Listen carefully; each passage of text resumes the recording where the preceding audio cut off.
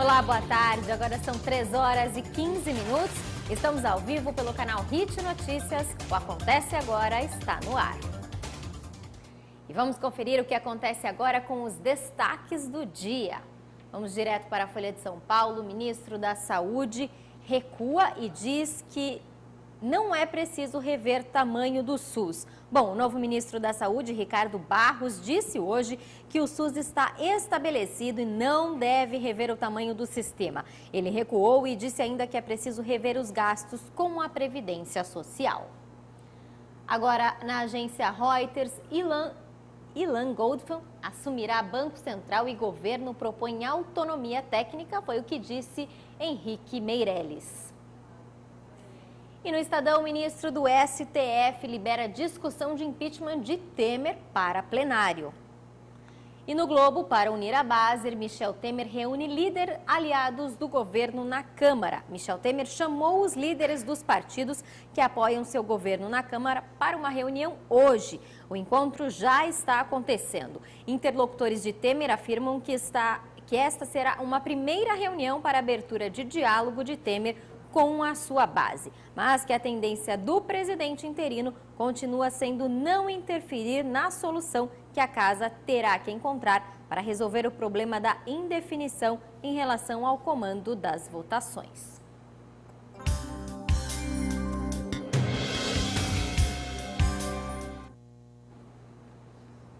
E a Comissão Especial do Impeachment volta a se reunir nesta semana, agora na condição de comissão processante, para definir os próximos passos da ação contra a presidente afastada Dilma Rousseff.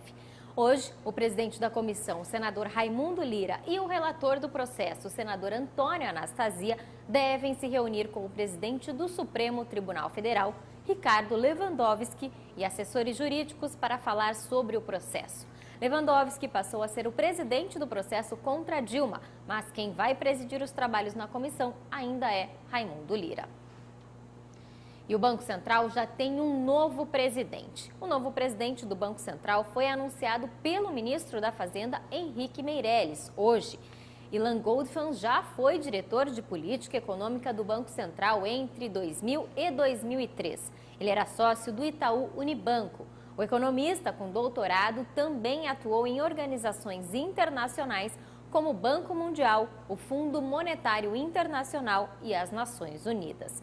Goldfan é considerado um conservador respeitado pelo mercado e pelo setor empresarial. Mas para tomar posse no Banco Central, ele ainda tem que ser sabatinado pela Comissão de Assuntos Econômicos do Senado Federal e ter o seu nome aprovado. Outro nome anunciado por Henrique Meirelles foi o de Marcelo Caetano, para comandar a Secretaria da Previdência e do Ministério da Fazenda. Ele deve responder pela reforma do Instituto Nacional do Seguro Social. Para a Secretaria de Acompanhamento Econômico, Meirelles indicou Mansueto de Almeida Júnior e Cláudio Hamilton vai ser o novo secretário de Política Econômica. Bom, e o cargo de presidente do Banco Central perdeu o status de ministério. O ministro da Fazenda, Henrique Meirelles, informou que o governo federal vai enviar ao Congresso Nacional uma proposta de emenda à Constituição que dá autonomia à diretoria do Banco Central e ainda que mantém o foro privilegiado para a equipe de diretores da instituição. O presidente do Banco Central deixa de ser ministro de Estado, por um lado. Por outro lado, a prerrogativa de foro especial que é garantida ao ministro, ela será, através de uma PEC proposta que seja estendida a toda a diretoria do Banco Central.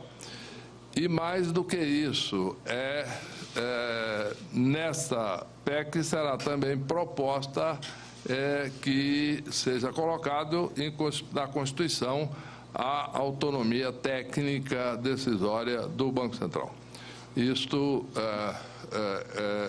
é muito importante porque isto mantém aquilo que prevaleceu do ponto de vista prático. Isto é, autonomia de decisão. O Banco Central não tem as suas decisões questionadas no momento tomadas na medida em que tem uma autonomia técnica de decisão. E após uma semana sem votações, o plenário da Câmara dos Deputados poderá retomar os trabalhos a partir de hoje, em um novo cenário político, tendo Michel Temer como presidente interino da República e Waldir Maranhão, presidente interino da Câmara. Ainda nesta semana, os deputados poderão votar propostas que reajustam salários de servidores do Judiciário, do Ministério Público e de ministros do Supremo Tribunal Federal. Vamos então para lá para ver o que acontece agora. Melhorando em muitas condições de trabalho no campo.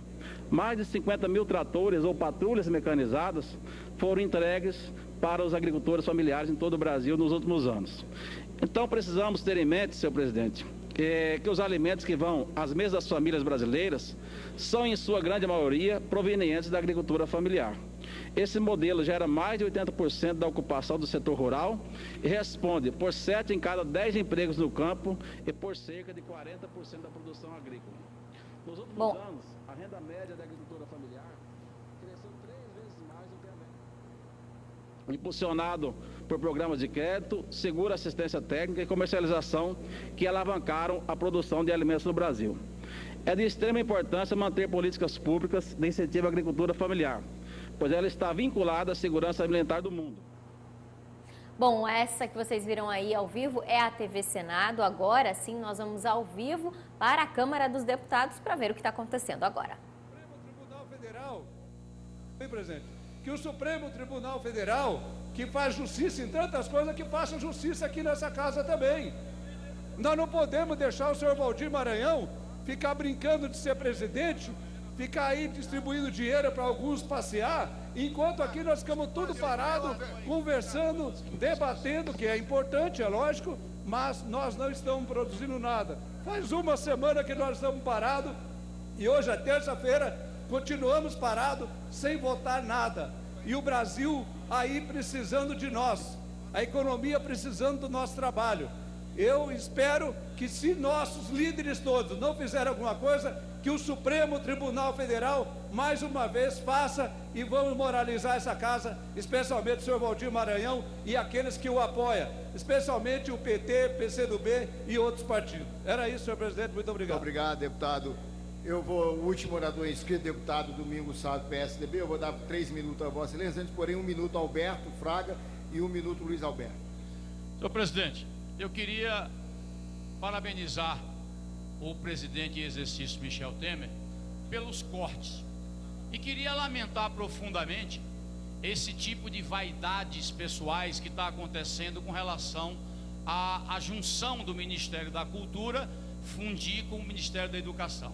O que é reprovável é a atitude daqueles comissionados que, ao chegar o ministro para falar o projeto dele, foi vaiado o tempo todo, com cartaz, uma coisa constrangedora. Aquilo é cultura? Então, eu acho que o Michel ainda está sendo muito bonzinho em manter a estrutura, só vai perder o status de ministério. Coloque alguém, né, e eu acho que um corte obrigatório é acabar com a mamata de milhares de artistas que ganham dinheiro, um grosso dinheiro, para não fazer absolutamente nada em prol da cultura. Luiz Alberto, 1 minuto. Senhor presidente. Bom, mas olha só, a corte dessa verba será retroativo ao dia 5 de maio, que é a data da decisão do Supremo Tribunal Federal de afastar o deputado Eduardo Cunha.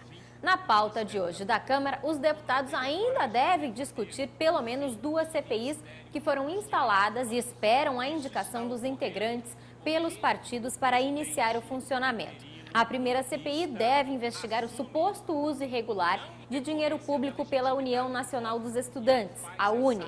E uma outra CPI é sobre as instituições de internação de adolescentes infratores.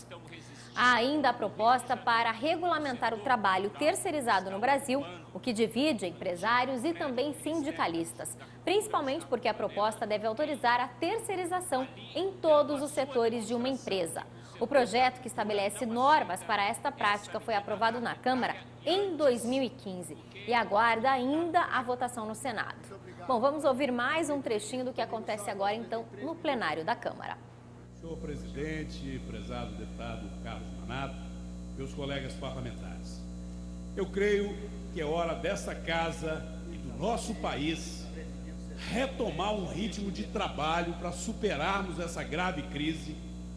É hora sim de continuarmos vigilantes para que operações como a Lava Jato continuem, que o combate intransigente, duro, à corrupção continue em todos os níveis, mas é preciso que todos trabalhem para que o país retome o desenvolvimento, volte a gerar emprego, crie condições para que possamos melhorar a saúde, segurança pública, gerar a oportunidade de trabalho para os mais jovens.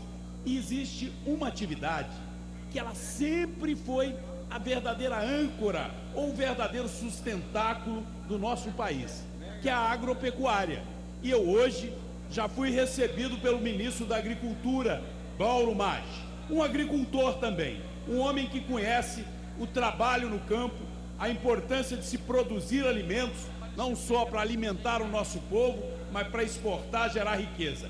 Fui levar a ele um pleito, o cooperativismo de crédito, que hoje está no Brasil. Bom, vocês viram aí ao vivo, rapidamente, um trecho dos deputados falando aí, fazendo uso da palavra no plenário da Câmara dos Deputados. Bom, e no Conselho de Ética, o advogado e professor Tadeu de Chiara deve ser ouvido hoje. Ele é a terceira testemunha de defesa no caso do deputado e presidente afastado do cargo, Eduardo Cunha. As testemunhas de acusação já foram ouvidas. E hoje ainda, partidos que reúnem mais de 350 cadeiras, das 513 na Câmara dos Deputados, devem decidir e sugerir a Michel Temer a indicação do deputado André Moura, do PSC de Sergipe, como novo líder do governo na casa. Lembrando que Moura é um dos principais aliados do deputado Eduardo Cunha, que está afastado. Ele tenta barrar a cassação do PMDBista no Conselho de Ética. E olha, na CPI da máfia do futebol, o pai do jogador Neymar, o Neymar da Silva Santos, será ouvido também. E o presidente da Confederação Sul-Americana de Futebol, Alejandro Domingues. Os deputados querem esclarecer os casos de contratos de marketing, direito de mídia, patrocínios e eventos envolvendo a Confederação Brasileira de Futebol. A taxa de desemprego no Brasil chegou a 10,9% no primeiro trimestre deste ano e é a mais alta desde que a pesquisa começou a ser feita pelo IBGE, em 2012. O desemprego atinge mais de 11 milhões de pessoas. O governo estuda a possibilidade de reduzir a jornada de trabalho por acordo entre sindicatos e patrões. O programa de proteção ao emprego vale por 2 anos. As empresas ainda podem aderir até o fim de 2016. E para se inscrever, é só você acessar maisemprego.mte.gov.br. O ministro Gilmar Mendes, do Supremo Tribunal Federal, recebeu o pedido do Procurador-Geral da República, Rodrigo Janot, para a abertura de um segundo inquérito contra o senador Aécio Neves, do PSDB. O pedido inclui também o deputado Carlos Sampaio, do PSDB, e o prefeito do Rio, Eduardo Paes, do PMDB. Com base na delação premiada do então senador Delcídio do Amaral, Janot disse que eles tentaram esconder dados sobre o mensalão mineiro durante a CPI dos Correios, que em 2005 investigou o mensalão do PT. Em resposta, a assessoria de Aécio Neves disse que uma pesquisa oficial nos arquivos da CPI dos Correios já atestou que não houve o pedido mencionado por Delcídio. E isso demonstra a imprudência da acusação. O deputado Carlos Sampaio disse que não agiu para proteger ninguém. E o prefeito Eduardo Paes disse que o governador Aécio Neves não solicitou qualquer tipo de benefício nas investigações da comissão. Bom, e para finalizar, olha só, o presidente interino Michel Temer deve ser julgado no Supremo Tribunal Federal. A corte liberou a ação que pede a abertura do impeachment contra ele. A autorização do julgamento partiu do ministro Marco Aurélio Mello. Em abril, Marco Aurélio já tinha concedido uma liminar determinando a instalação de uma comissão especial para analisar o pedido de impeachment de Temer, na mesma forma como aconteceu com a presidente afastada, Dilma Rousseff. O advogado, autor do pedido de impeachment, argumentou que Temer cometeu o mesmo ato de Dilma ao assinar decretos que abriram créditos suplementares sem autorização do Congresso. Bom, agora cabe ao presidente do Supremo, Ricardo Lewandowski, marcar uma data para o julgamento do caso. Nós finalizamos essa edição por aqui. Você pode nos acompanhar também pelo facebook.com/programa Acontece Agora. Uma ótima tarde para você.